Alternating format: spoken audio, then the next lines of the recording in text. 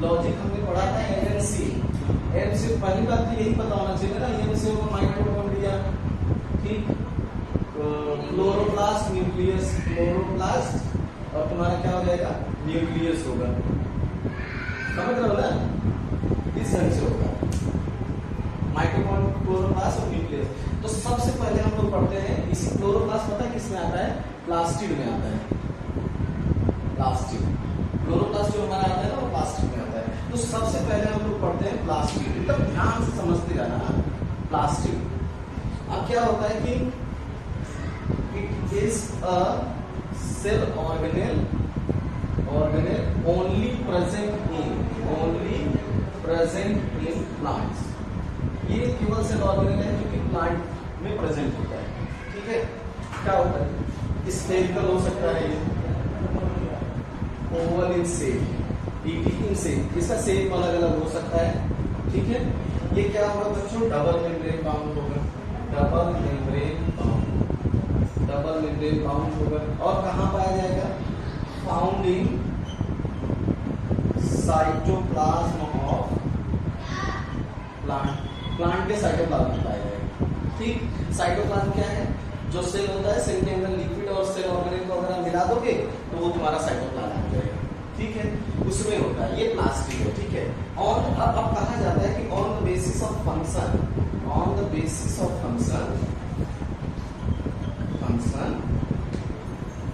Plastid are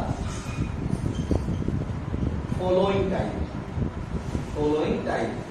अगर function के basis पे देखा जाए तो प्लास्टिक कई तरह के होते हैं, जैसे 3 तरह का होता है, पहले ये देखो तुम्हारा क्या होगा, क्लोरोप्लास्ट, अभी इनको हम डिटेल में भी पढ़ेंगे। क्लोरोप्लास्ट होगा, क्रोमोप्लास्ट होगा, और तुम्हारा क्या होगा, ल्यूकोप्लास्ट, ठीक।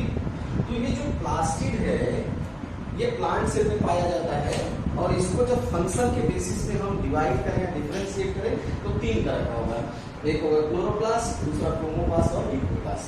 ये डबल मेम्ब्रेन सेल ऑर्गेनेल होता है। एक्चुअल में जैसे सेंट्रोसोम होता है ना, तो सेंट्रोसोम डिवाइड करके सेंट्रियोल बनाता है ना, वैसे ही ये प्लास्टिड प्लांट के अंदर होता है और प्लांट में अलग अलग फंक्शन परफॉर्म करता है। अगर ये फोटोसिंथेसिस कर रहा है तो क्लोरोप्लास्ट कहलाएगा, अगर कलर्ड बना रहा है, कलर्ड पार्ट प्लांट का बना रहा है तो ये क्रोमोप्लास्ट है, अगर कलरलेस है तो वो ल्यूकोप्लास्ट है, ठीक है। तो इतना नोट करो, फिर आगे मैं बताऊंगा। प्लास्ट का क्या काम है, क्या काम होता है, फोटोसिंथेसिस, अभी डिटेल में भी पढ़ेंगे। फोटोसिंथेसिस, अगर फोटोसिंथेसिस करेगा तो इट हैज पिगमेंट, इसके पास क्या होगा, पिगमेंट होगा। अगर ये पिगमेंट्स है तो कैसा कलर होगा, ग्रीन कलर, तो सिंपल सी बात है कि ग्रीन कलर में होगा। क्लोरोप्लास्ट, अभी ऐसे इतना देख लेते हैं कि क्लोरोप्लास्ट क्या है, वो फोटोसिंथेसिस करता है प्लांट में, और प्लांट में अगर फोटोसिंथेसिस करेगा तो पिगमेंट करेगा, और पिगमेंट की वजह से ग्रीन कलर है। अब आपसे पूछा जाए कि क्यों ये पिगमेंट को रखता है, पिगमेंट को ये क्यों रखता है, बताओ। हाँ, फोटोसिंथेसिस तो मैंने लिखा है, इसका मतलब अब इसमें ये पूछा जाए कि पिगमेंट्स का क्या काम है, ये बहुत इंपॉर्टेंट है कि क्यों पिगमेंट्स की जरूरत पड़ी इसको, क्यों पिगमेंट्स की जरूरत पड़ी भाई, प्लांट्स को। अब पिगमेंट का काम कलर के लिए पड़ी है, या एब्जॉर्प्शन ऑफ सनलाइट, भाई सनलाइट को एब्जॉर्ब करेगा ना कुछ भी। पिगमेंट का केवल और केवल काम है सनलाइट को एब्जॉर्ब करना, और जब एब्जॉर्ब करेगा तभी होगा, तभी कलर शो करेगा। अब ये क्वेश्चन होते हुए ट्रिकी पूछा जाता है कि पूछा जाए what is the first step of photosynthesis, तो absorption of light by chlorophyll pigment. और क्लोरोफिल पिगमेंट जब लाइट को एब्जॉर्ब करेगा तो एक्साइटेड हो जाएगा, और एक्साइटेड होगा तो अपना काम करना शुरू कर देगा। समझ गए ना बात को, बहुत ट्रिकी है। देखो अब दूसरा कंसेप्ट देखो, क्रोमोप्लास्ट, ठीक है, प्लास्टिड। अब देखो ये देखो, plastid provide colour to flower, leaves, etc other than green color,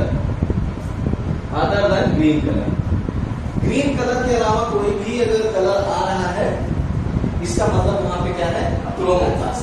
इसका मतलब ये हुआ कि क्रोमोप्लास्ट फोटोसिंथेसिस नहीं करेगा, इसका काम है कलर प्रोवाइड करना, इसका प्राइमरी काम है कि कलर देना। जैसे फ्लावर का कलर हो गया, लीफ का कलर भी कभी कभी तुम रेड कलर का देखते हो यंग स्टेज वगैरह में, तो ये बहुत कम फोटोसिंथेसिस करता है। प्राइमरी फोटोसिंथेसिस का काम है क्लोरोप्लास्ट। अब next is leucoplast. Leucoplast, leuco, जिसको बोलते हैं colourless plastic. Colourless plastic, colourless plastic, इसका मतलब इसमें कलर कोई नहीं होगा, नो कलर होगा, सीधा मतलब वो नो कलर, इसमें कोई कलर नहीं होगा। तो ये कहां पाया जाएगा बताओ? आप बताओ कि प्लांट का कौन सा पार्ट होता है जिसमें कोई कलर नहीं है? वेरी गुड, रूट्स यार, रूट्स, रूट्स, रूट्स। इसका मतलब फाउंड इन, और कलर दिमाग लगाइए, found in storage tissue. Storage tissue, अगर बेसिक बहुत सारी रूट होती है जो स्टोरेज का काम करती है ना, जैसे कैरेट हो गया, मूली हो गई, चुकंदर हो गया, ये सब स्टोरेज रूट है, ठीक है। अब देखो फाउंड इन स्टोरेज टिश्यू, अब देखो स्टोरेज टिश्यू, उसके बेसिस पे देखो, इसको बोलते हैं एमाइलोप्लास्ट, बहुत इंपॉर्टेंट है। इसको बोलते हैं इलियोप्लास्ट, बड़ा पूछा जाता है नीट में, इसी को बोलते हैं एलियोप्लास्ट, ठीक, एमाइलोप्लास्ट। अच्छा, अब एमाइलोप्लास्ट का लॉजिक ये कहता है कि एमाइलोज क्या होता है? एंजाइम में जो शुगर को डिग्रेड करता है, कार्बोहाइड्रेट को, स्टार्च को ना, इसका मतलब कि स्टोर करेगा किसको? स्टार्च को, स्टोर स्टार्च। तो उसका वो क्या होगा? एमाइलोप्लास्ट। जो स्टार्च को स्टोर करे वो एमाइलोप्लास्ट है। इलियो, अब देखो दो वर्ड में लिखा हूं, इसमें दिखाना, एक है प्रोटीन और दूसरा है लिपिड। इन दोनों में बताओ कि ये किसको स्टोर करेगा, ये किसको स्टोर करेगा लॉजिकली? यही दोनों में कंफ्यूजन होता है। लिपिड को, ये कह रही है कि ये लिपिड है, और ये किसको करेगा? प्रोटीन को। क्यों करेगा आप देखते होते हो, इसमें कहीं पे आर है, लिपिड में भी आर नहीं है, इसमें आर है और प्रोटीन में भी आर है। इसका मतलब एलियोप्लास्ट किसको स्टोर करेगा? प्रोटीन को, और इलियोप्लास्ट किसको स्टोर करेगा? लिपिड को। याद रखना कि एमाइलोप्लास्ट स्टोर करेगा स्टार्च को, इलियोप्लास्ट स्टोर करेगा लिपिड को, और एलियोप्लास्ट किसको स्टोर करेगा? प्रोटीन को। बहुत इंपॉर्टेंट है, यही पूछेगा नीट, यही नीट पूछेगा, और यही पूछा भी जाता है। और इसको तो बड़े आसानी से समझ जाता है कि एमाइलेज मतलब एंजाइम होता है जो शुगर को डिग्रेड करता है, इसका मतलब उससे रिलेटेड है, तो ये स्टार्च को स्टोर करेगा। स्टार्च में कार्बोहाइड्रेट ही है। उसके बाद आता है इलियो और एलियोप्लास्ट, ठीक है। इलियोप्लास्ट लिपिड को, एलियोप्लास्ट प्रोटीन। एक और है, एक होता है एलियोन लेयर। जब दोनों कोण का सीट काटते हो तो आपको एलियोन लेयर मिलता है, और वो एलियोन लेयर सीट क्यों बनाता है? स्टोर करने के लिए किसको? प्रोटीन को, और उसको एंडोस्पर्म बनाता है, उसका भी पॉइंट लेवल 3n होता है। तो उससे भी अगर समझेंगे तो एलियोन, जो एलियोप्लास्ट होगा वो प्रोटीन को स्टोर करेगा, और एलियोप्लास्ट जो होगा वो लिपिड को स्टोर करेगा। समझ लेगा? देखो इसको,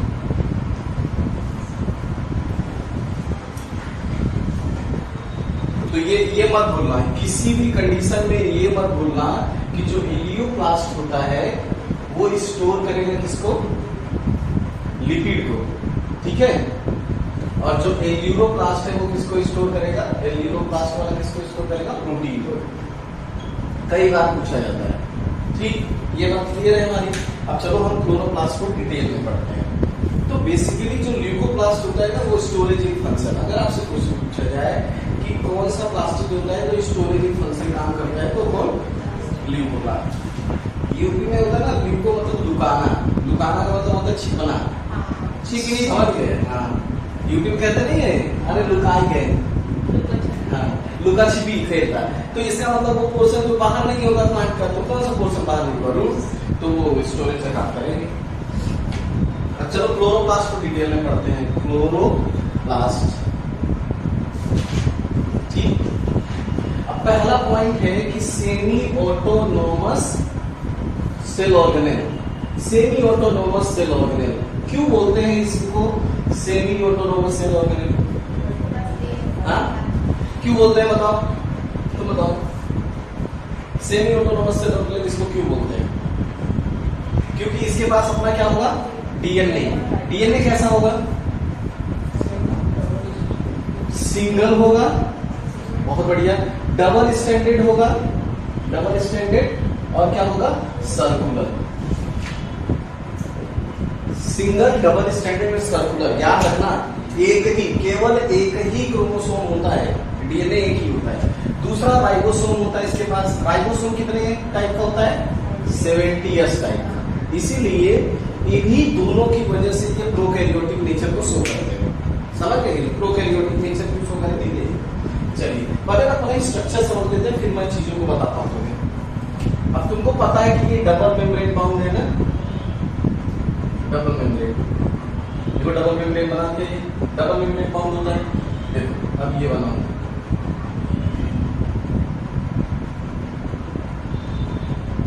देखो इस एक को बोलते हैं थैलेकोइड, थैलेकोइड। और बच्चों ये होता है स्ट्रक्चरल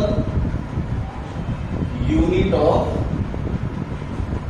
क्लोरोप्लास्ट। अगर पूछा जाए क्लोरोप्लास्ट का स्ट्रक्चरल यूनिट कौन है, तो कौन है, थैलेकोइड। इसके ऊपर क्या होता है, ऐसे छोटे छोटे से स्ट्रक्चर पाए जाते हैं, ठीक है। इसको क्या बोलते हैं, पिगमेंट्स। क्या बोलेंगे, पिगमेंट्स। अगर अब आपसे पूछा जाए कि क्लोरोप्लास्ट में पिगमेंट कहाँ पाए जाते हैं, थैलेकोइड में पाए जाते हैं। अब ये थैलेकोइड इकट्ठा होकर क्या बनाती है, ग्रेनम। याद रखना, ग्रेनम। थैलेकोइड का जो नंबर होता है, थैलेकोइड का जो नंबर है वो हो सकता है 2 से 100 पर ग्रेनम, ठीक है। ठीक, और ग्रेनम कितनी होती है, 40 से 60 पर क्लोरोप्लास्ट, पर क्लोरोप्लास्ट। ठीक, तो इसका नंबर होगा थैलेकोइड का, याद रखना 2 से 100 होता है, और जबकि इसका नंबर होता है 40 से 60। अब चलो ये लेवल कर लिया हम लोगों। इसको बोलते हैं स्ट्रोमा लैमेली, बहुत पूछा जाता है। स्ट्रोमा लैमेली बताना है, इसमें कौन सा पिगमेंट पाया जाता है, इसमें कौन, डार्क इसमें नहीं होता है, यहाँ पे होता है PS1, पूरा बड़े हो तुम। जबकि यहाँ पे इस पे थैलेकोइड पे दोनों होगा, यहाँ पे दोनों होता है, PS2 एंड PS1 दोनों होगा यहाँ केवल हो। इसीलिए साइक्लिक फोटो फॉस्फोराइलेशन शो करता है, ये नॉन साइक्लिक, आगे हम पढ़ेंगे, टेंशन मत लो, ठीक है। जो ये आप देखो, यही है इसका डीएनए है, यही कहीं इसका क्या होगा, राइबोसोम होगा, ठीक है। और यही कहीं पे इसका होगा स्टार्च ग्रेन्यूल, क्योंकि स्टार्च होता है ना इसमें, स्टार्च ग्रेन्यूल्स होंगे। और देखो इसका जो ये लिक्विड है, ये जो लिक्विड है, ये लिक्विड, इस लिक्विड को जानते हो क्या बोलते हैं, बहुत इंपॉर्टेंट है, इसको बोलते हैं स्ट्रोमा। और स्ट्रोमा में क्या होता है, dark reaction, dark reaction. Photosynthesis ना 2 में डिवाइडेड होती है, फोटोसिंथेसिस 2 में डिवाइडेड है, एक लाइट रिएक्शन और दूसरा डार्क रिएक्शन। तो डार्क रिएक्शन हुआ स्ट्रोमा। अगर लॉजिक नहीं पता चल रहा है तो लॉजिक पता, स्ट्रोमा मतलब शाम, स्ट्रोमा मतलब शाम, और शाम का मतलब अंधेरा हो जाएगा, तो डार्क रिएक्शन हो गया।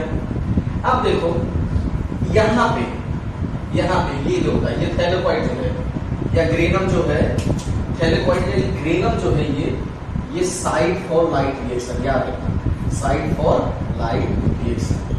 अगर किसी को ना समझ में आए ना तो ऐसे ही समझ सकता है कि शुरू में हमने बात किया कि लाइट को एब्जॉर्ब कौन करता है, पिगमेंट्स। और पिगमेंट्स किसके पास है, थैलेकोइड के पास है।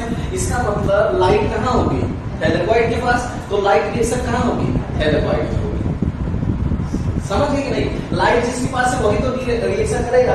इसका मतलब ये जो स्ट्रोमा है, स्ट्रोमा में डार्क रिएक्शन होगी, जबकि थैलेकोइड में लाइट रिएक्शन होगी। पहली बात तो यही पता होना चाहिए फोटोसिंथेसिस में कि लाइट रिएक्शन कहाँ होगी और डार्क रिएक्शन होगी। पिगमेंट कहाँ पाए जाते हैं, थैलेकोइड में पिगमेंट पाए जाते हैं, और पिगमेंट का काम है लाइट को एब्सॉर्ब करना, ठीक। अब ये स्ट्रोमा में it has all the enzymes, देखो all the enzymes for photosynthesis. अगर आपको पूछा जाए कि फोटोसिंथेसिस के जो भी एंजाइम होते हैं वो सब किसमें पाए जाते हैं? तो किसमें पाए जाते हैं? स्ट्रोमा में। जैसे एंजाइम तुम लोग पढ़े होंगे रुबिस्को, तुमने पढ़ा होगा पेप कार्बोक्सिलेज, कार्बोक्सिलेज जानते हो ना, दुनिया में जो सबसे ज्यादा पाए जाने वाला एंजाइम है वो कौन है? रुबिस्को है। तो ये एक क्लोरोप्लास्ट का डायग्राम है जिसके पास अपना डीएनए है, अपना राइबोसोम है, अपनी थैलेकॉइड है, अपनी ग्रेनम है, अपना स्टार्च ग्रेन्यूल है, और जो लिक्विड कंपोनेंट होता है इसको स्ट्रोमा बोलते हैं। और स्ट्रोमा ही साइट है किसके लिए? डार्क रिएक्शन के लिए, जबकि थैलेकॉइड क्या है? साइट है लाइट रिएक्शन के लिए। एक लाइट रिएक्शन और एक डार्क रिएक्शन मिलके एक फोटोसिंथेसिस बनाता है। थैलेकॉइड ही शुरू करवा रहा है किसको? फोटोसिंथेसिस को। इसीलिए बोलते हैं थैलेकॉइड को बोलते हैं कि structural unit of photosynthesis. Chloroplast का स्ट्रक्चरल यूनिट कौन है? अच्छा, ये जो मेम्ब्रेन के साथ एसोसिएशन बनाता है ना, इसका नाम जानते हो? पिगमेंट और मेम्ब्रेन को मिला के जो बनता है उसको क्या बोलते हैं? क्वांटासोम। क्वांटासोम याद रखना कि क्वांटासोम किसमें पाए जाते हैं? क्लोरोप्लास्ट में। इसी का उल्टा है ऑक्सीसोम, ये बीच में पूछा जाता है ऑक्सीसोम। अब ऑक्सीसोम, ऑक्सीजन की जरूरत किसको है? माइटोकॉन्ड्रिया को। क्वांटा मतलब होता है लाइट, लाइट की जरूरत किसको है? क्लोरोप्लास्ट। तो क्वांटासोम कहां प्रेजेंट होंगे? क्लोरोप्लास्ट में। अब ऑक्सीसोम मतलब होता है ऑक्सीजन, ऑक्सीजन की जरूरत किसको है? माइटोकॉन्ड्रिया को। तो वो किसमें प्रेजेंट होंगे? माइटोकॉन्ड्रिया। समझ गए? नाम का मतलब वही, जैसे कहते हैं कि एक क्वांटा लगता है एक ऑक्सीजन को निकालने के लिए। समझ गए? तो क्वांटासोम किसमें प्रेजेंट होता है? ये पिगमेंट इसके साथ एसोसिएशन बनाते हैं ना, ये quantasome is the functional unit of chloroplast. इस थैलेकॉइड स्ट्रक्चरल यूनिट है क्लोरोप्लास्ट का, जबकि क्वांटासोम कैसी यूनिट है? Functional unit of chloroplast. आगे बात समझ में? क्लोरोप्लास्ट की फंक्शनल यूनिट है। लिख देता हूं मैं कि quantasome is functional unit of chloroplast. बात आगे समझ में? ये सारे डायग्राम समझ में आ गए तुम लोगों को? ठीक है। तो थैलेकॉइड आपस में अरेंज होंगी, स्टैक बना लेंगी, स्टैक टाइप का स्ट्रक्चर बना लेंगी, जैसे पाइल ऑफ कॉइन्स को एक दूसरे के ऊपर रख दो। तो जो ये हर एक कॉइन होगा वो किसको रिप्रेजेंट करेगा? थैलेकॉइड को। और उसके ग्रुप को क्या कहते हैं हम? ग्रेनम बोलते हैं। जैसे हम मान लो कि ये हमारा क्या हो गया, ये हमारे हो गए, ये होगा हमारा, ये स्ट्रक्चर हमारे पास है। देखो जैसे ये है, ठीक है। अभी बताऊंगा अभी स्कैटर्ड किसमें होता है। तो ये एक दूसरे से ऐसे अरेंज हो गए, देखो ऐसे अरेंज हो गए, ठीक, ये अरेंज हो गया, ये हमारा अरेंज हो गया है। ये तो हर एक जो मार्कर है, एक मार्कर जो है वो थैलेकॉइड को रिप्रेजेंट करेगा। ये एक थैलेकॉइड, ये एक थैलेकॉइड, ये एक थैलेकॉइड, ये एक थैलेकॉइड, ये एक थैलेकॉइड। अगर ये अलग अलग है तो ये थैलेकॉइड है, अलग अलग क्या है? ये थैलेकॉइड है। जब ये ऐसे एक साथ आके ऐसे ग्रुप ऐसे ही अरेंज होते हैं, पैरेलल ऐसे अरेंज हो जाए ऐसे, तो अब इस स्ट्रक्चर को हम लोग क्या बोलते हैं? ग्रेनम। तो ये पूरा स्ट्रक्चर हमारा क्या कहलाएगा? ग्रेनम कहलाएगा। Group of thylakoid is called granum. और क्या? Group of thylakoid is called granum. और हर ग्रेनम में नंबर ऑफ थैलेकॉइड क्या कर सकते हैं? वेरी कर सकते हैं। हो सकता है तुम्हारे पास सिक्कों का ढेर 1000 सिक्कों का ढेर हो, किसी के पास 500 का, किसी का हो, तो नंबर फिक्स नहीं होता, वो वेरी करता है 2 to 100। समझ गए? तो ये जो ग्रुप बनेगा, ये ग्रुप हमारा कहलाएगा ग्रेनम, और एक एक को हम लोग क्या कहलाएंगे? थैलेकॉइड। कहते हैं ना ग्रुप में काम करोगे तो अच्छा काम करोगे, इसीलिए वो ग्रुप बना देते हैं। समझ गए कि नहीं? तो अब हम लोगों ने स्ट्रक्चर देख लिया, अब स्ट्रक्चर में देख लेते हैं। तो थैलेकॉइड तुम्हें पता चल गया ना? थैलेकॉइड कैसा होगा? ये फ्लैट डिस्क शेप स्ट्रक्चर होगा ना, फ्लैट डिस्क शेप स्ट्रक्चर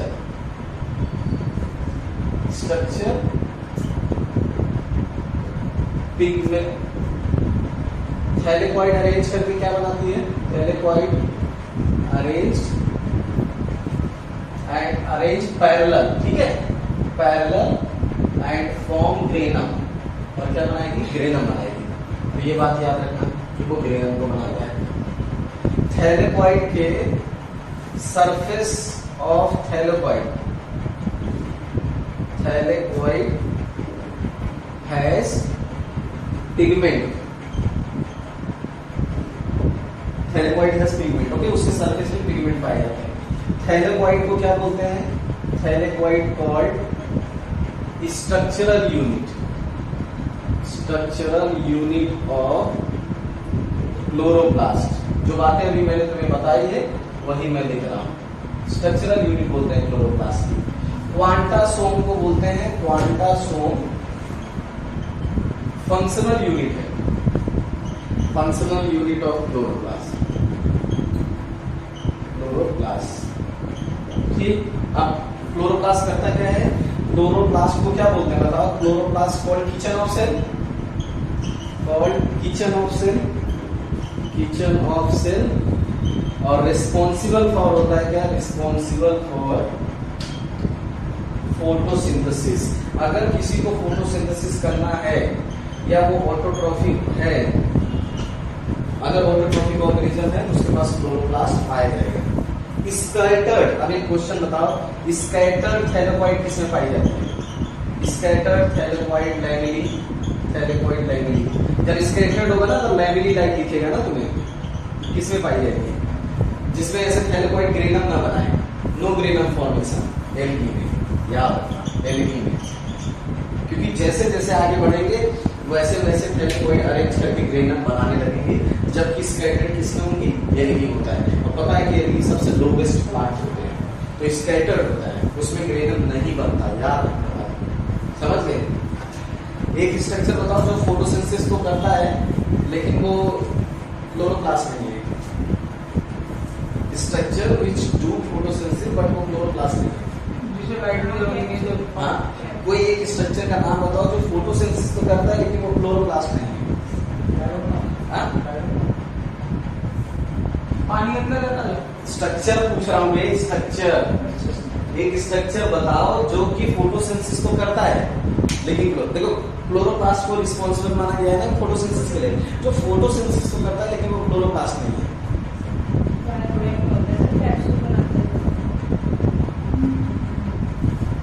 लिखूं? क्रोमैटोफोर, क्रोमैटोफोर किसमें पाई जाती है? ब्लू ग्रीन एल्गी में। ये फोटोसिंथेसिस तो करता है लेकिन ये क्लोरोप्लास्ट नहीं है।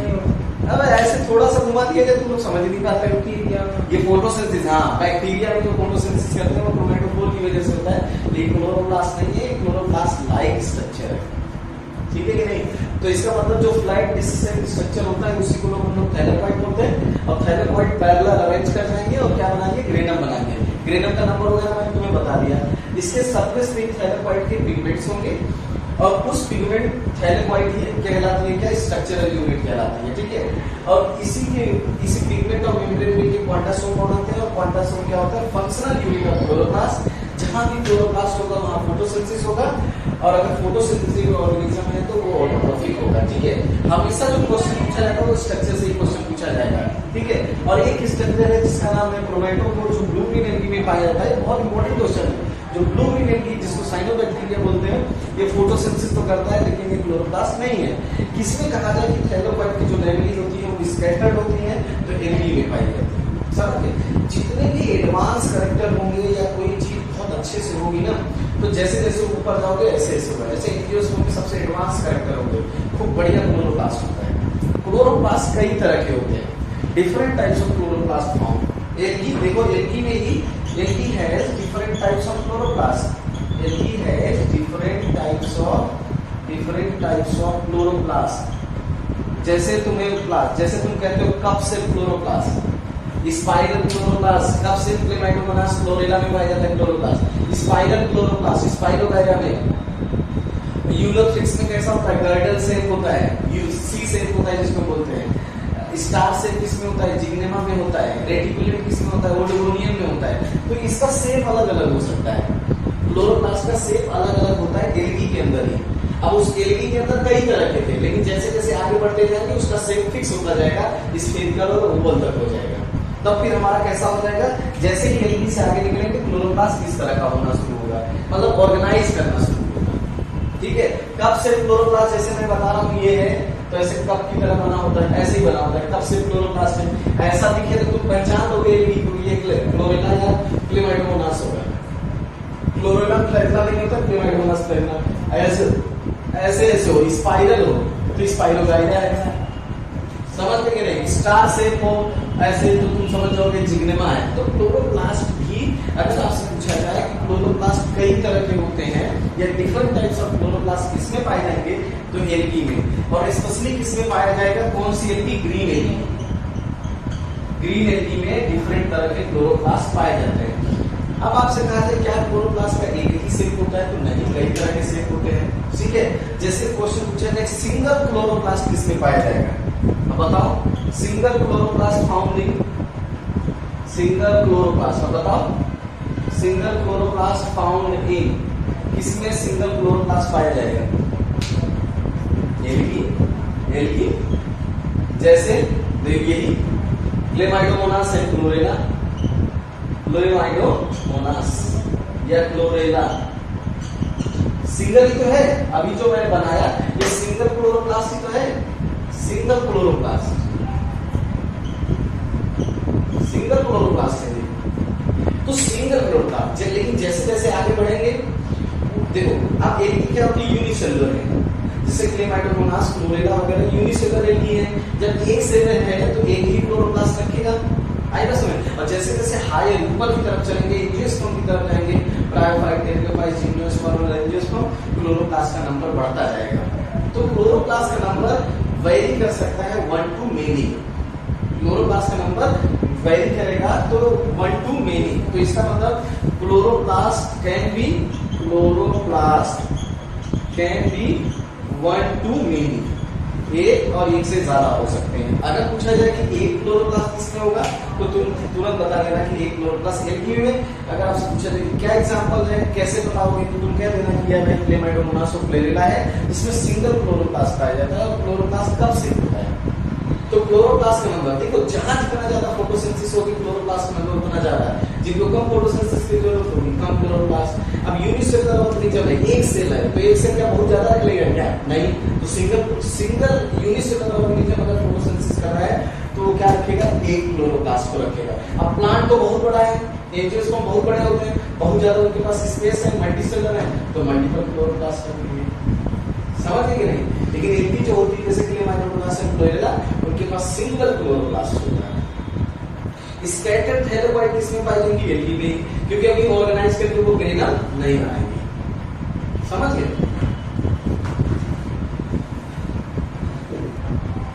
चलो अब दूसरा हम लोग सेल ऑर्गेनेल देखते हैं। तो याद रखना उन सब बातों को कि सिंगल क्लोरोप्लास्ट किसमें होता है। अब हम लोग बात करते हैं माइटोकॉन्ड्रिया। ठीक है, समझ गए? क्लोरोप्लास्ट को समझ गए ना पूरी तरह से। सिंगल क्लोरोप्लास्ट आपसे पूछा जाए तो आप बता दोगे कि एल्गी में, और एग्जांपल आपसे पूछा जाए तो क्लेमाइडोमोनास, क्लोरेला कभी कभी पूछ लेता है हमें। तो माइटोकॉन्ड्रिया ये भी क्या होता है बच्चों? डबल मेम्ब्रेन होता है। Double membrane bound cell organelle है, डबल मेम्ब्रेन होता है इसके पास। इसको भी सेमी ऑटोनोमस, जानबूझ के इनको पहले लिख रहा हूँ ऑटोनोमस, सेमी ऑटोनोमस। इसका मतलब इसके पास भी अपना डीएनए है और अपना क्या है? राइबोसोम है। ये जरूर याद रखना क्योंकि सेमी ऑटोनोमस बहुत बार पूछा जाता है। पावर हाउस ऑफ सेल बोलते हैं, powerhouse of cell, cell का पावर हाउस है। प्रोड्यूस करता है, प्रोड्यूस एनर्जी, प्रोड्यूस एटीपी, और एटीपी को ही बोलते हैं बच्चों एनर्जी करेंसी। अगर आपसे कभी पूछा जाए तो नाम दिया जाता है कि एनर्जी करेंसी किसको बोलते हैं, तो इसको बोलते हैं एनर्जी करेंसी, एटीपी को। अब माइटोकॉन्ड्रिया देखो क्या लिख रहा हूं, माइटोकॉन्ड्रिया है site for aerobic respiration, aerobic respiration. ठीक, mitochondria is the site for aerobic respiration. इसका मतलब कहीं भी एरोबिक, एरोबिक का मतलब समझते हो ना कि respiration in the presence of oxygen है। कहीं भी एरोबिक रिस्पायरेशन होना है तो वहां माइटोकॉन्ड्रिया होगा। अगर माइटोकॉन्ड्रिया नहीं है, लिख लेते हैं no mitochondria, no mitochondria, no aerobic respiration, no aerobic respiration. Respiration means क्या होगा? मीन्स रिस्पायरेशन कैसा होगा? Respiration will be anaerobic. ठीक, इसकी फंक्शनल यूनिट कौन क्रिस्टी स्ट्रक्चरल यूनिट है, क्रिस्टी क्या होगी, स्ट्रक्चरल यूनिट है।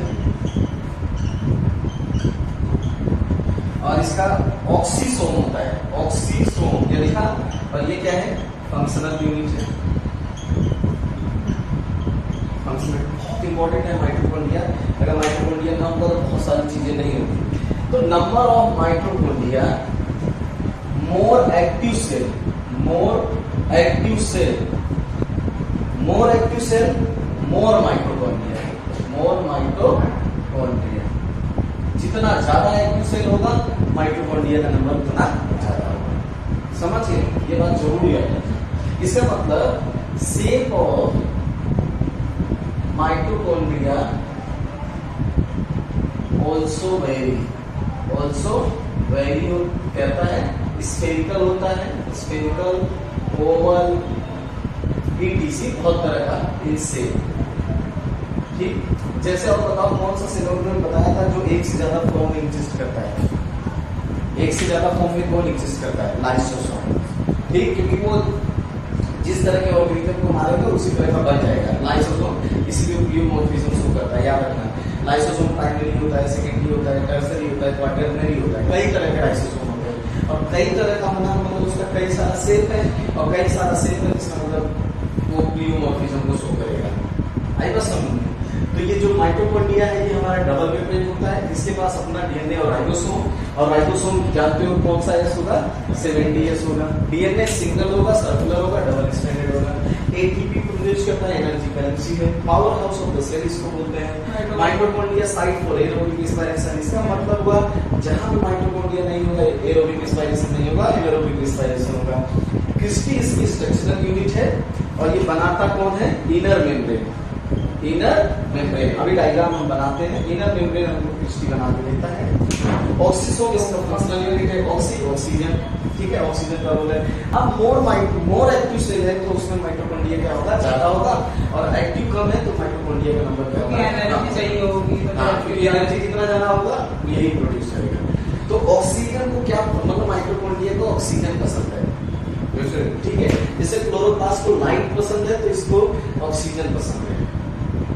बेबी वाला जो गाना है, बेबी को क्या पसंद है, इसी तरह इसको ऑक्सीजन पसंद है माइटोकॉन्ड्रिया को, और लाइट पसंद है इसको क्लोरोप्लास्ट का। ये डबल मेम्ब्रेन बाउंड सेल होगा। एक बात याद रखना, सेल के लिए जो ज्यादा जरूरी होगा, तुम्हारे लिए जो ज्यादा इंपॉर्टेंट होगा, सबसे ज्यादा उसी को बचाना चाहोगे। सिर्फ बचाने के लिए करता क्या है कि मेम्ब्रेन बनाता है, ज्यादा मेम्ब्रेन बनाएगा। तो जिन जिन भी सेल ऑर्गेनल के पास एक से ज्यादा मेम्ब्रेन है, इसका मतलब उनका रोल बहुत ज्यादा है। तो देखो, न्यूक्लियस का भी रोल बहुत ज्यादा है, माइटोकॉन्ड्रिया का भी रोल बहुत ज्यादा है, क्लोरोप्लास्ट का भी बहुत ज्यादा रोल है। तो सेल इनको डबल मेम्ब्रेन के अंदर बंद करके रखता है, बचाना चाहता है, ये लगाना है। ऑब्वियस बात है, जिसके लिए जो इंपॉर्टेंस ज्यादा हो इसको ज्यादा बचाओगे। अगर मान लो किसी बच्चे को चाहते हो एक बच्चा तुम्हारा मर गया या दूसरा बचा रहे, तो एक बच्चे को 2-3 कपड़ा पहना दोगे तो उसको ठंड ना लगे, और जिसको मरने के लिए छोड़ोगे कोई कपड़ा नहीं पहना के जाओगे, ऐसा समझ गए। उस तरह से सेल भी परफॉर्म करती है। जितना जो जरूरी होता है सेल उसको बचाती है, जो जरूरी नहीं होता तो सेल मारने देती है उसको। समझ गए, मारने का काम बॉडी में कौन करता है, लाइसोसोम। लाइसोसोम मारने का काम करता है, इसीलिए लाइसोसोम का दूसरा नाम है सुसाइडल बैग। क्लोरोप्लास्ट को किचन ऑफ द सेल बोलते हैं, माइटोकॉन्ड्रिया को powerhouse of the cell बोलते हैं, गोल्गी बॉडी को ट्रैफिक पुलिस बोलते हैं, राइबोसोम को फैक्ट्री या प्रोटीन बोलते हैं। समझ गए कि नहीं, नोट करो इसमें। आप देखो डायग्राम बनाते हैं। देखो ये इनर मेम्ब्रेन इसका क्या करेगा, ध्यान से देखते जाओ। ठीक, ये है क्रिस्टी, और ये है इनर मेम्ब्रेन। बहुत अभी नीट में अभी हाल में ही पूछा गया था क्वेश्चन। ठीक, ये है आउटर मेम्ब्रेन, ठीक। इनके बीच का जो स्पेस होता है उसको बोलते हैं पेरीमाइटोकॉन्ड्रियल स्पेस, पेरीमाइटोकॉन्ड्रियल स्पेस बोलते हैं। ठीक, अब समझ गए। इसी के ऊपर ये छोटा छोटा फिंगर लाइक स्ट्रक्चर होता है, इसी का नाम है ऑक्सीसोम, और इसी को बोलते हैं F0 F1 पार्टिकल। ये पूछा गया क्वेश्चन है। चलिए, ये है इसका जो लिक्विड है, इस लिक्विड को हम लोग क्या बोलते हैं? मैट्रिक्स। मैट्रिक्स, अब बताओ मैट्रिक्स में क्या क्या होता है? क्रेब्स साइकिल, क्रेब्स साइकिल याद रखना, उस समय पूछूंगा मैं। क्रेब्स साइकिल यहाँ होता है। और ये क्रिस्टी में कौन सा होता है? ETS cycle. ईटीएस साइकिल कहाँ होती है? Krebs cycle. क्रिस्टी में पूछा गया है कि ईटीएस साइकिल कहाँ होगी, तो क्रिस्टी मतलब इनर मेम्ब्रेन। बताऊंगा तुम्हें इसके बारे में भी, ठीक है। इसका अपना डीएनए है, ठीक। इसका अपना क्या होगा? आरएनए होगा। हाँ, राइबोसोम। आरएनए ही राइबोसोम है। कौन सा आरएनए राइबोसोम बनाता है? कौन सा? आरएनए पढ़ाया तो यहाँ आरएनए और प्रोटीन मिलकर राइबोसोम बनाते हैं, ठीक है। यहाँ पे इसका लिक्विड कंपोनेंट है। यहाँ लिख दूंगा क्रेब्स साइकिल। एक और होता है acetyl coenzyme formation. Acetyl coenzyme formation. Oxygen का यूज होगा, यहीं पे होगा, सब मैट्रिक्स में होगा, ठीक है। सिर्फ क्या होगा? क्रिस्टी में क्या होगा? ईटीएस साइकिल होगा। अच्छा, पूछा जाए हाइड्रोजन आयन कहाँ होंगे? यहाँ पे, यहाँ होता है, यहाँ होगा हाइड्रोजन आयन। यहाँ थोड़ा हम पढ़ लेते हैं हाइड्रोजन आयंस। हाइड्रोजन आयंस यही होते हैं, और जब यहाँ से अंदर जाएंगे तब एटीपी बनेगा, समझ गए कि नहीं? लेकिन याद रखना कि हाइड्रोजन आयंस की कंसंट्रेशन कहाँ होती है? तो पेरी माइटोकॉन्ड्रियल स्पेस में होती है ज्यादा, समझ गए। और ये जो फिंगर लाइक प्रोजेक्शन है उसी को बोलते हैं ऑक्सीजन। क्योंकि तुम लोग जब डायग्राम बनाओगे तो तुम ऐसे बनाते हो, ऐसे, ये। और ये पूछा जाता है, ये क्या होता है? F0 होता है, जो कि इनसाइड मेम्ब्रेन होता है, इनसाइड मेम्ब्रेन होता है। और ये F1 होता है। यही करता है क्या? ATP प्लस IP देके क्या बना देगा? ATP। इसी का नाम है oxygen, that is called F0 F1 particle. ये क्वेश्चन ये पूछा गया है कि ऑक्सीजन का कौन सा पोर्शन मेम्ब्रेन के अंदर होता है, तो कौन सा? F0 वाला पोर्शन, ठीक। और यही ATP प्लस IP से देके क्या बना देगा? ATP।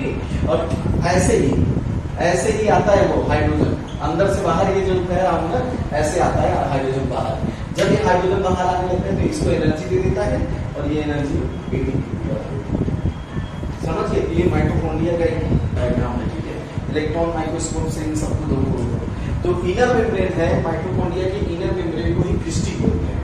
याद रखना कि माइटोकॉन्ड्रिया की जो इनर मेम्ब्रेन है वही क्रिस्टी है।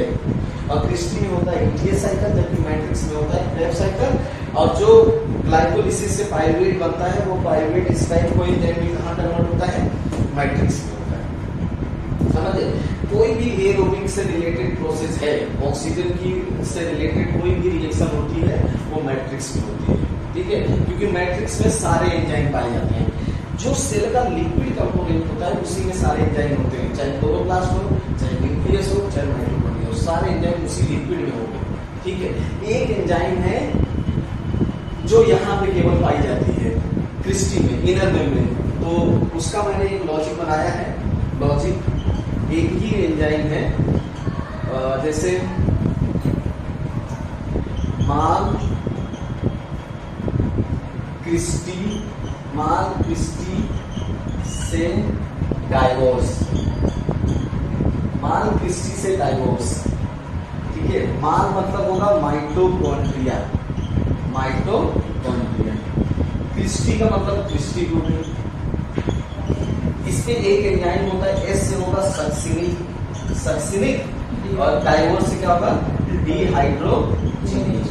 अगर आपसे पूछा जाए कि एक एंजाइम का नाम बताओ जो माइटोकॉन्ड्रिया के क्रिस्टी मतलब इनर मेम्ब्रेन पे होता है, तो ये लॉजिक काम करेगा। सक्सिनिक डिहाइड्रोजिनेज एक एंजाइम है जो माइटोकॉन्ड्रिया के मैट्रिक्स में नहीं होता, कहाँ होता है? क्रिस्टी में होता है, ठीक है। तो यहाँ भी पूछा है inner mitochondrial membrane succinic dehydrogenase, याद रखना। ये बहुत बार क्वेश्चन तुमसे पूछेगा कि एक एंजाइम का नाम बताओ जो माइटोकॉन्ड्रिया के इनर मेम्ब्रेन में पाया जाता है, सक्सिनिक डिहाइड्रोजिनेज। देखो मैट्रिक्स में सारे एंजाइम है तो कोई नहीं पूछ रहा है, एक एंजाइम अलग होकर कहाँ चला जा रहा है? इनर माइटोकॉन्ड्रियल मेम्ब्रेन में, तो सब उसको पूछेंगे। जो अलग रहेगा ना सब पूछेंगे। जैसे ग्रुप में एक जगह खड़े हो तो कोई नहीं पूछेगा चलो सब खड़े हैं, लेकिन एक आदमी उसमें से निकल के अलग खड़ा हो जाता है, कहेंगे भाई काहे तुम अलग खड़े हो, क्या हो गया? किसी ने तुम्हें कुछ बोल दिया, उसी को पूछेंगे। जो ग्रुप में रहते हैं उससे कोई कुछ नहीं बोलता। इसीलिए एग्जाम्पल किसको पूछता है, सक्सिनिक डिहाइड्रोजिनेज को, जो इनर माइटोकॉन्ड्रियल मेम्ब्रेन में पाई जाती है। ठीक है, स्ट्रक्चर समझ में आ गया ना। तो ये जो फिंगर लाइक प्रोजेक्शन है, ये फिंगर लाइक प्रोजेक्शन ये सरफेस एरिया बढ़ा देता है।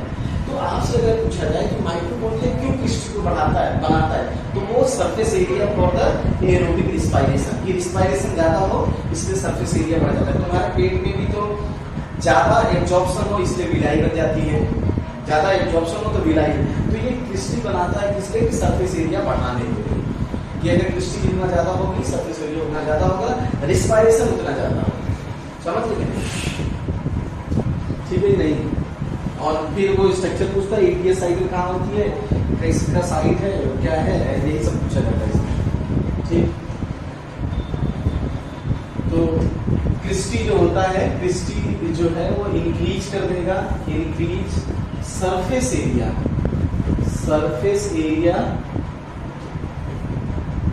For respiration. तो रिस्पायरेशन के लिए सरफेस एरिया को क्या करेगा, बढ़ा देगा क्रिस्टी जो होगा।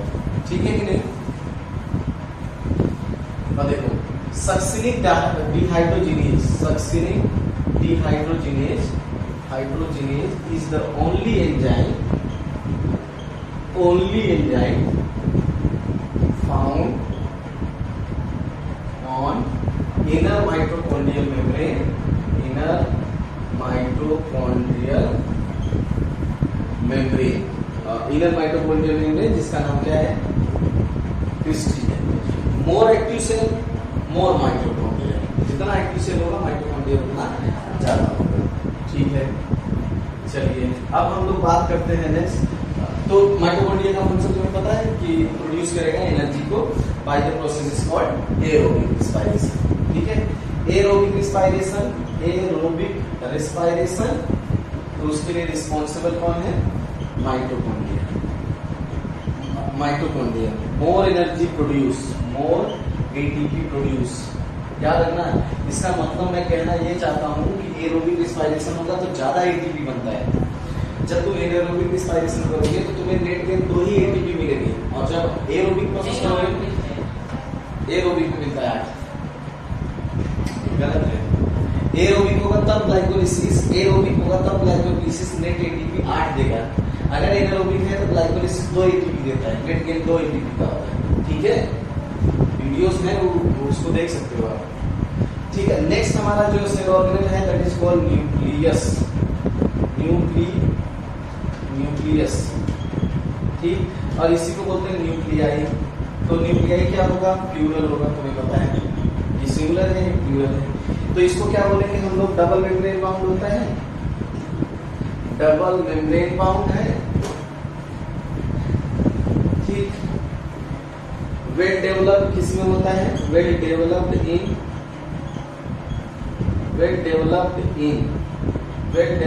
In eukaryotes. ठीक है, यूकैरियोट्स। अब देखो कहते हैं ना इंसिपिएंट न्यूक्लियस, इंसिपिएंट न्यूक्लियस किसमें होता है, तो वो प्रोकैरियोट, मतलब इनकम्प्लीट न्यूक्लियस किसमें होगा, तो प्रोकैरियोट में होगा। वेल डेवलप्ड न्यूक्लियस किसमें होगा, यूकैरियोट में। अब देखो nucleus has genetic material, nucleus has genetic material क्या होता है, डीएनए और आरएनए। इन्हीं को बोलते हैं न्यूक्लिक एसिड, इसी का नाम है न्यूक्लिक एसिड। इसको क्या बोलते हैं, न्यूक्लियस को। न्यूक्लियस ही हमारा है ब्रेन ऑफ सेल, कंट्रोल करता है, कंट्रोल फंक्शन ऑफ सेल। कहा जाए कि सेल के फंक्शन को कौन कंट्रोल करता है, तो न्यूक्लियस करता है। एक तरह से ब्रेन है ना, जैसे ब्रेन हमारी पूरी बॉडी को कंट्रोल करता है वैसे है। और न्यूक्लियस के अंदर ही डीएनए और आरएनए होते हैं। नेक्स्ट, इसके लिक्विड कंपोनेंट को क्या बोलते हैं, nucleoplasm. Nuclear pore is also present, और बच्चों एक बात याद रखना, डार्क कलर का होता है, डार्क बॉडी होती है, डार्क बॉडी ऑफ सेल।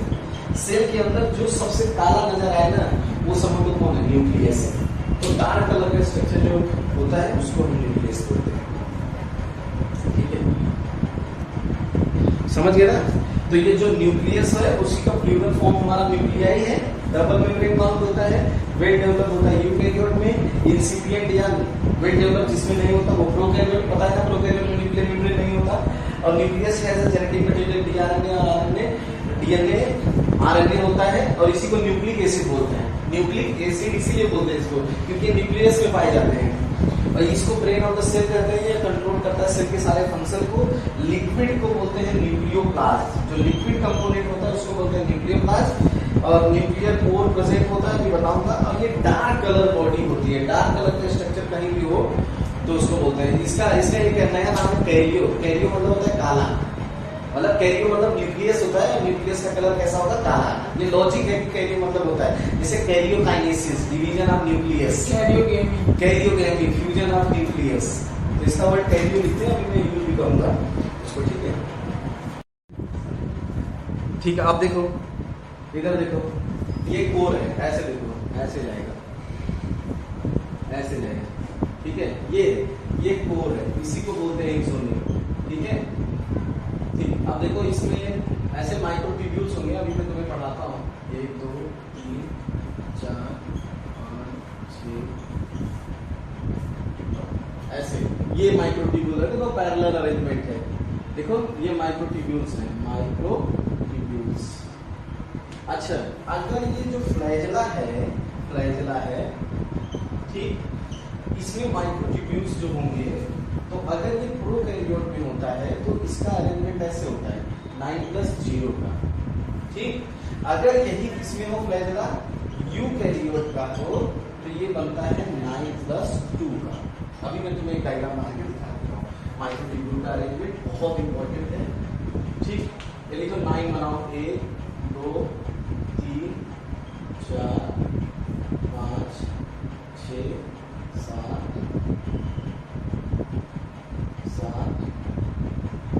8 9 बन गया। ठीक, अब यहाँ पे कुछ ना हो, यहाँ पे ये सेंट्रल सीट है। सेंट्रल सीट मैं सब लिख देता हूँ। सेंट्रल सीट, यहाँ पे कुछ नहीं है, ये 9 है। देखो ये एक दूसरे से ऐसे अटैच होंगे। ठीक है, तो जिससे अटैच होती है उसका नाम होता है रेडियल स्पोर। बहुत पूछा जाता है रेडियल स्पोर। ये एक डबलेट है, इसको बोलते हैं माइक्रोट्यूब्यूल डबलेट्स। 2 है ना, डबलेट्स है। ठीक है, ये एक दूसरे से कनेक्ट होते हैं, इसको बोलते हैं inter doublet bridge. Doublet bridge बोलते हैं।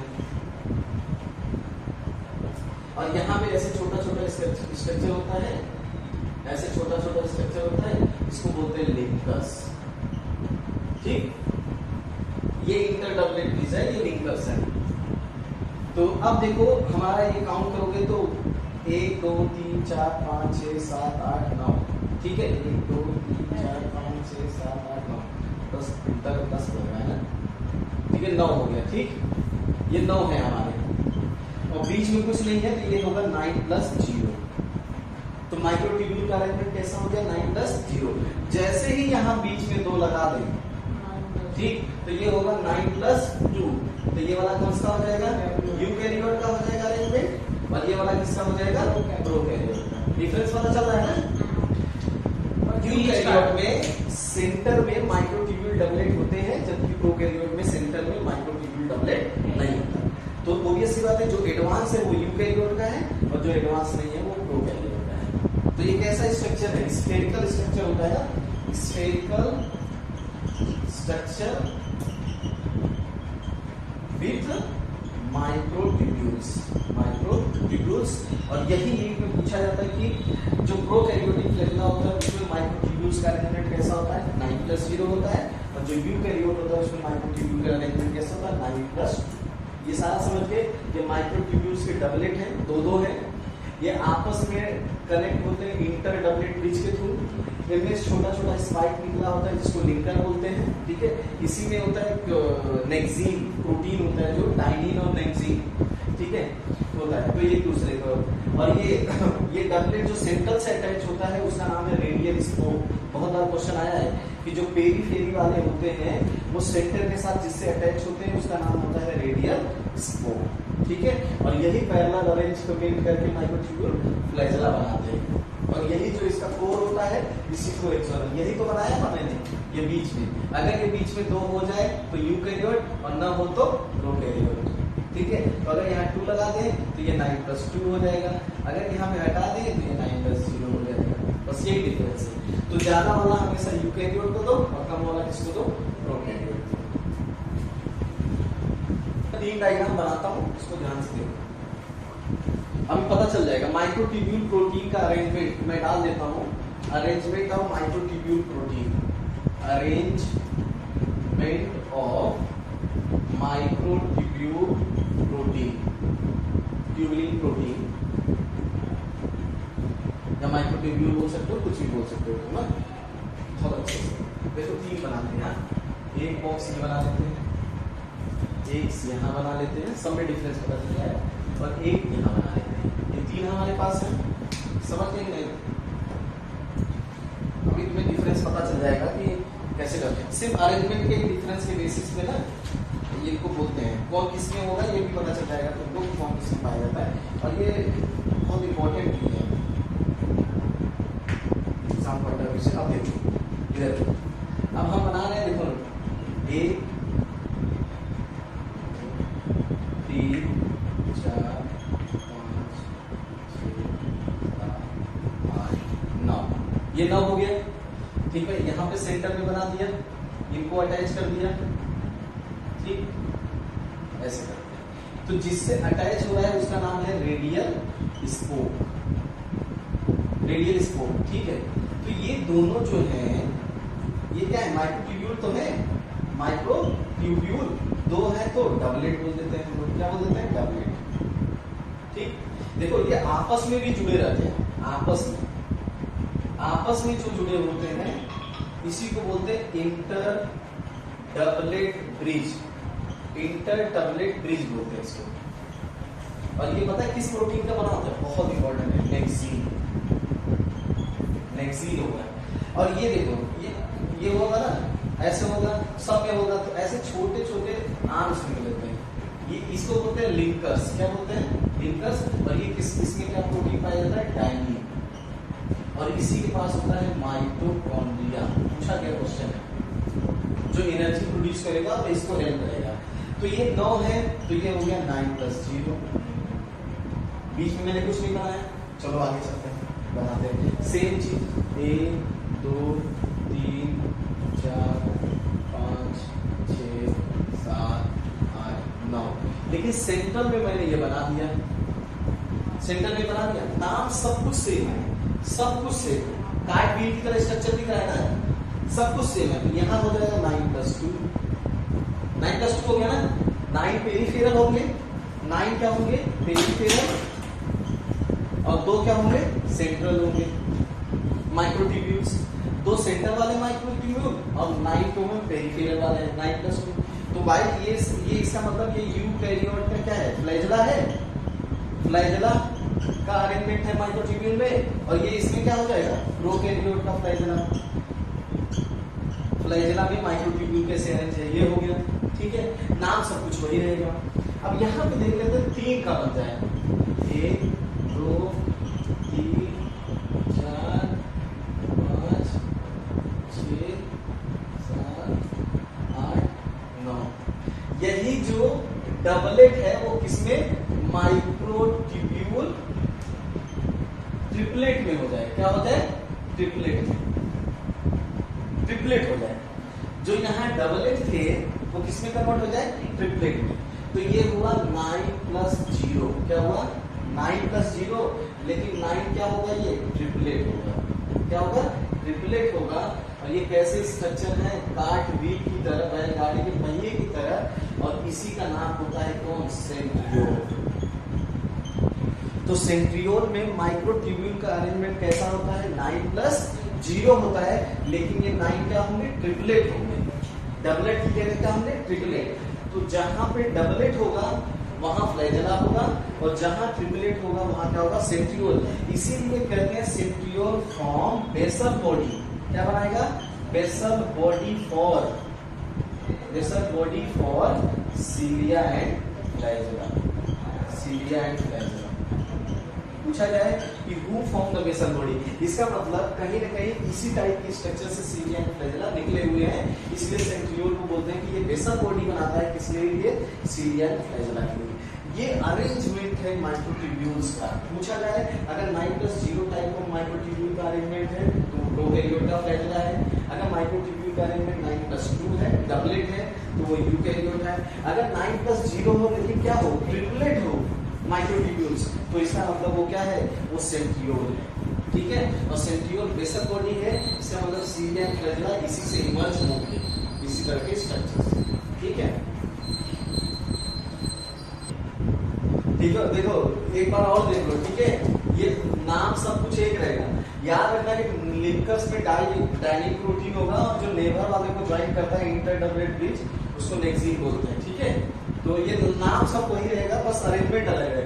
अगर डबलेट में सेंटर में कुछ नहीं आ रहा है, इसका मतलब ये प्रोकैरियोटिक फ्लैजेला है। सेंटर में 2 आ रहा है तो यूकैरियोटिक है। और अगर ट्रिपलेट है और सेंटर में कुछ नहीं है, तो इसका मतलब क्या होगा, वो सेंट्रियोल होगा।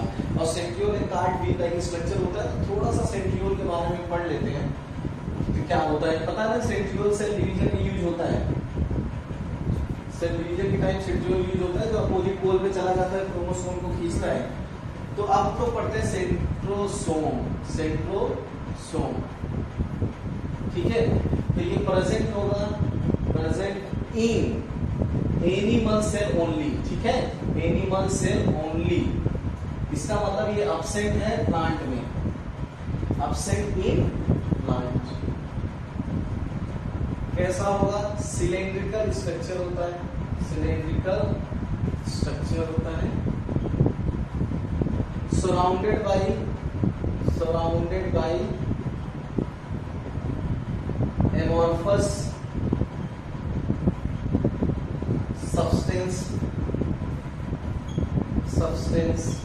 उसको क्या बोलेंगे, पेरी सेंट्रियोलर मैट्रिक्स बोलते हैं।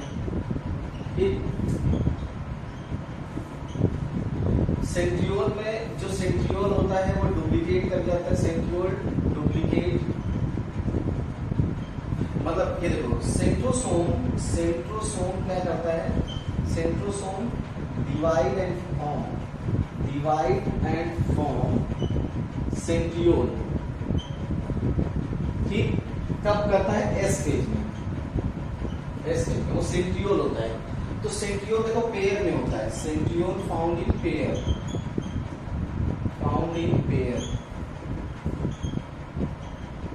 ठीक, ऐसे होता है। एक होता है इस तरह का, एक होता है परपेंडिकुलर होता है, और इसके तरफ क्या होता है, वो एमॉर्फस सब्सटेंस लगता है, क्योंकि मेम्ब्रेन नहीं होता ना किसमें, पता है ना, पेरी सेंट्रियोलर मैट्रिक्स है। ठीक है, ये सेंट्रियोल है, पूरा सेंट्रियोल है, ये सेंट्रियोल है।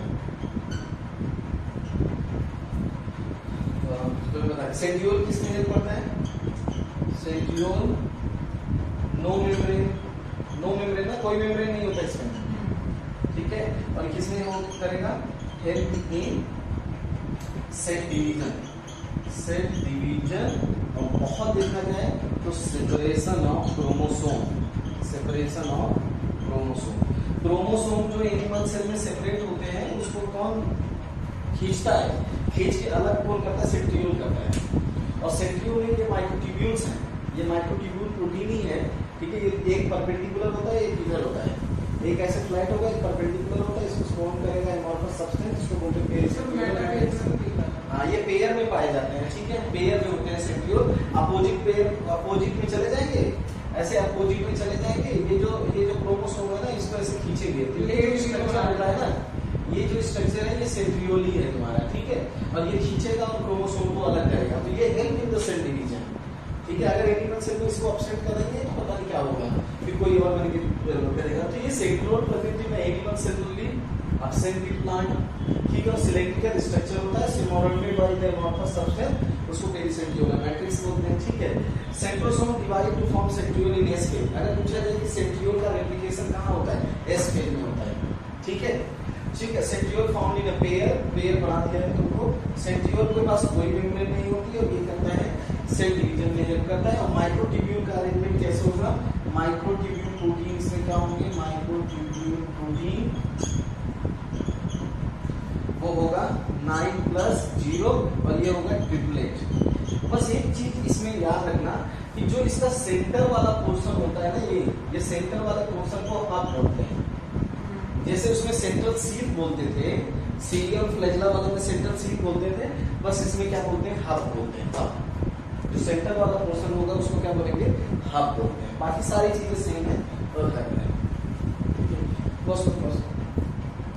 तो अगर इसका अरेंजमेंट पूछा जाए कि जो सेंट्रियोल पेयर में है सेंट्रोसोम, ये पूरा हमारा जो सेंट्रियोल कैसे है, परपेंडिकुलर है ना एक दूसरे के, परपेंडिकुलर अरेंजमेंट है इनका।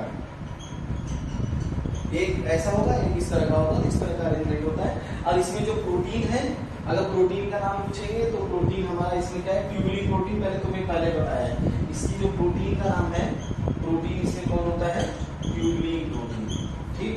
और ट्यूबुलिन प्रोटीन का अरेंजमेंट कैसा है मैंने तुम्हें बता दिया है, ठीक है। तो ये बेसिकली सेंट्रोसोम होता है और सेंट्रोसोम में ही ये दो पाए जाते हैं सेंट्रियोल, जो एक दूसरे के परपेंडिकुलर होते हैं, ठीक है। इन्हीं को सराउंडेड करता है पेरिसेंट्रियोलर मैट्रिक्स या मटेरियल, मैट्रिक्स कह दो या मटेरियल सबस्टेंस, कोई भी कह दो, कुछ भी कह दो, ये होता है। इनके पास कोई मेम्ब्रेन नहीं होती और ये हमेशा पेयर में होते हैं। जब सेल डिवीजन होगा तो ये अपोजिट पोल पे चले जाएंगे और पुल करके किसको, क्रोमोसोम को सेपरेट कर देंगे, ये काम है, ठीक है।